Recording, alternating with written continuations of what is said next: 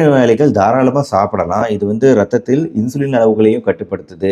சர்க்கரை நோயாளிகள் தாராளமா சாப்பிடக்கூடிய ஒரு உணவு. ரத்த கொதிப்பு உள்ளவர்களும் தாராளமா சாப்பிடக்கூடிய உணவு. ஏன்னா இது கொழுப்புகள் அளவுல குறைக்குது. பிபி அளவுகள் கட்டுப்பாட்டுல வச்சிருக்குது. பிற்காலத்தில் இதய நோய்கள், மாரடைப்பு போன்ற விஷயங்கள் வராம தடுக்குது. 4வது, வாய்ப்புண்கள் அடிக்கடி வருது அப்படின்னா வெந்தயக்கீரையை வாரம் 2 முறை உணவுல சேர்த்துக்கிறது அப்படிங்கிறது வாய்ப்புண்கள் வராம தடுக்கும். அதுவும் பி வைட்டமின் சத்துக்கள்னால தான்.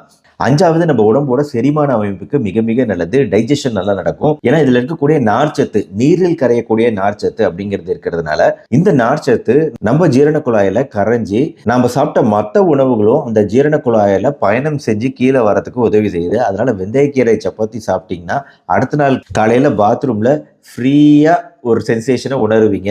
6வது, இதுல இருக்கக்கூடிய ஃபோலேட் சத்துக்கள் அப்படிங்கிறது ரத்த அணுக்கள் உற்பத்தி நல்லபடியா நடக்கிறதுக்கு ஹெல்ப் பண்றதுனால இது ரத்த சோகை உள்ளவங்களுக்கு ரொம்ப ரொம்ப நல்லது. 7வது, இது நம்ம உடம்போட